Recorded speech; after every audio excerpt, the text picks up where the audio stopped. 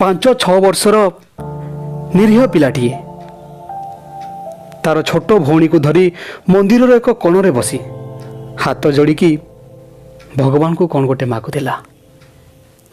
ଚିରା ମଇଳା ପୋଷାକଟିଏ ପିନ୍ଧିଥିଲା, ଆଉ ତା ସୁନ୍ଦର କୋମଳ ଗାଲରେ ଥପ୍ ଥପ୍ ହୋଇ ଲୁହର ଧାର ବହି ଯାଉଥିଲା। ବହୁତ ଲୋକ ତାକୁ ଦେଖୁଥିଲେ, ହେଲେ ସେ କିଛି ନ ଜାଣିଲା ପରି ଭଗବାନଙ୍କ ସହିତ ସେମିତି କଥା ହେବାରେ ଲାଗିଥାଏ। ସେ ଯେତେବେଳେ ଭଗବାନଙ୍କୁ ପ୍ରାର୍ଥନା କରି ଉଠିଲା, ସେତେବେଳେ ମୁଁ ତା କୁନି ହାତଟିକୁ ଧରିନେଲି। ପଚାରିଲି, ପୁଅରେ ଭଗବାନଙ୍କୁ କ'ଣ ମାଗିଲୁ? ପିଲାଟି ଉତ୍ତର ଦେଲା, ମୋ ବାପା ମରିଯାଇଛନ୍ତି, ତେଣୁ ତାଙ୍କ ପାଇଁ ସ୍ୱର୍ଗ। ମୋ ମା ସବୁବେଳେ କାନ୍ଦୁଛି, ତାଙ୍କ ପାଇଁ ଧୈର୍ଯ୍ୟ। ଆଉ ମୋ ଟିକି ଭଉଣୀ ମାଆଙ୍କୁ ସବୁବେଳେ ସାର୍ଟ ପ୍ୟାଣ୍ଟ ଖେଳଣା ମାଗୁଛି, ତେଣୁ ତା ପାଇଁ ପଇସା। ମୁଁ ପୁଣି ପଚାରିଲି, ତମେ ସ୍କୁଲ ଯାଉଛ ତ? ପିଲାଟି କହିଲା, ହଁ, ମୁଁ ସ୍କୁଲ ଯାଏ। ମୁଁ ପଚାରିଲି, ତୁମେ କେଉଁ ଶ୍ରେଣୀରେ ପଢ଼ୁଛ? ପିଲାଟି କହିଲା, ନା ଅଙ୍କଲ, ମୁଁ ପଢ଼ିବାକୁ ସ୍କୁଲ ଯାଏ ନାହିଁ। ମା ଚଣା ବନେଇ ଦିଅନ୍ତି, ମୁଁ ସେଗୁଡ଼ିକୁ ବିକିବା ପାଇଁ ସ୍କୁଲ ଯାଏ। ପିଲାମାନେ ମୋ ଠାରୁ ଚଣା କିଣନ୍ତି ଓ 2 ପଇସା ରୋଜଗାର ହୁଏ। ନିରୀହ ପିଲାର କ'ଣ ଓଠରେ ଏପରି ଗୋଟିଏ ଗୋଟିଏ ନିଷ୍ଠୁର ଶବ୍ଦ ଶୁଣି ମୋ ରୁମ ଟାଙ୍କୁରି ଉଠୁଥିଲା।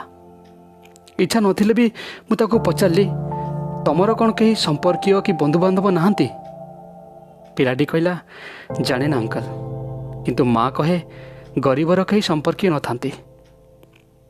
ମା କେବେ ମିଛ କହନ୍ତିନି ଅଙ୍କଲ, କିନ୍ତୁ ମୋତେ ଲାଗେ କି ମୋ ମା ବେଳେବେଳେ ମିଛ କହନ୍ତି ବୋଲି।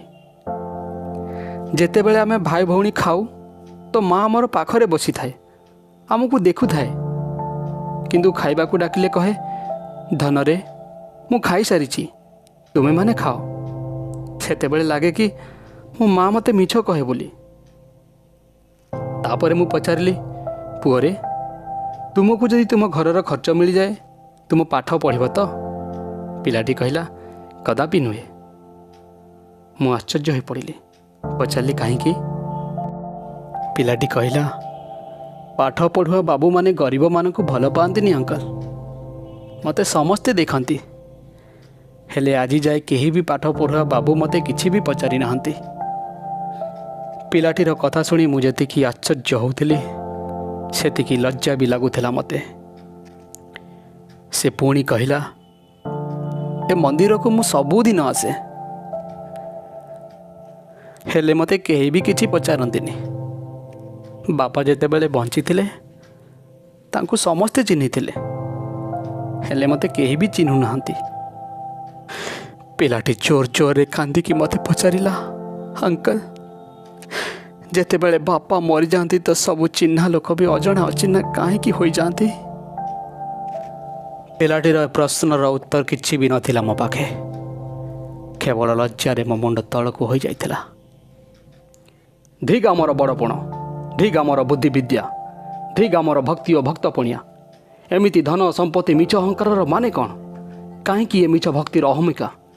ଆମ ଭିତରେ କ'ଣ ମଣିଷ ପଣିଆ ବୋଲି ଟିକେ ବି ନାହିଁ? ଟିକିଏ ଭାବିଲେ, ଏଇଭଳି କେତେ ଯେ କଅଁଳ ଫୁଲ ସମୟର ଅଦିନିଆ ଝଡ଼ରେ ଦଳି ମକଚି ଝଡ଼ି ପଡ଼ୁଛନ୍ତି, ତାହା ବେଶ୍ ଅନୁମୟ। କେବଳ ଗୋଟିଏ ଚେଷ୍ଟା ଜାରି ରଖନ୍ତୁ। ଏହି ଛୋଟ ପିଲାଟି ପରି ଅନେକ ଅସହାୟ ଗରିବ ପିଲାଙ୍କୁ ଖୋଜି ବାହାର କରନ୍ତୁ, ଆଉ ସେମାନଙ୍କୁ ସାହାଯ୍ୟ କରନ୍ତୁ। ଏହା ହିଁ ବୋଧେ ପ୍ରକୃତ ମାନବିକତା। ମନ୍ଦିରରେ ଦାମିକା ଫୁଲମାଳ ଓ ଫଳମୂଳ ସହ 100 ଟଙ୍କା ଦକ୍ଷିଣା ଦେବା ପୂର୍ବରୁ ପାଖରେ ବସିଥିବା କୌଣସି ଏକ ଗରିବକୁ ଟିକେ ଦେଖି ନିଅନ୍ତୁ। ବୋଧେ ସେମାନଙ୍କୁ ହିଁ କିଛି ଖାଦ୍ୟ ଓ କପଡ଼ାର ଅଧିକ ଆବଶ୍ୟକ ଥିବ। ଏହି ଭିଡ଼ିଓ ଦେଖୁଥିବା ମୋର ସମସ୍ତ ବନ୍ଧୁମାନଙ୍କୁ ବିନମ୍ର ଅନୁରୋଧ, ଆପଣ କିଛି ସମୟ ପାଇଁ ଗୋଟିଏ ଗରିବ ବେସାହାରା ପିଲାର ଆଖି ସହିତ ଆଖି ମିଶାଇ ଦେଖନ୍ତୁ। ଆପଣଙ୍କୁ ନିଶ୍ଚୟ କିଛି ଅନୁଭବ ହେବ। ଆଜି ପର୍ଯ୍ୟନ୍ତ ତ ଅନେକ ଭିଡ଼ିଓ ଓ ଫଟୋ ସେୟାର କରିଥିବେ, ଥରେ ୟାକୁ ବି ସେୟାର କରି ଦେଖନ୍ତୁ। ହୁଏତ ଆପଣଙ୍କ ମାଧ୍ୟମରେ କେଉଁ ବେସାହାରାକୁ ଟିକେ ସାହାରା ମିଳିଯାଇପାରେ। ନିଜ ଭିତରେ ଓ ସମାଜରେ परिवर्तन आनिबार प्रचेष्टा जारी रखन्तु। चित्र नुहे चरित्र सुंदर करन्तु। भवन नुहे भावना सुंदर करन्तु। सौध नुहे साधना सुंदर करन्तु। दृष्टि नुहे दृष्टिकोण सुंदर करन्तु। धन्यवाद।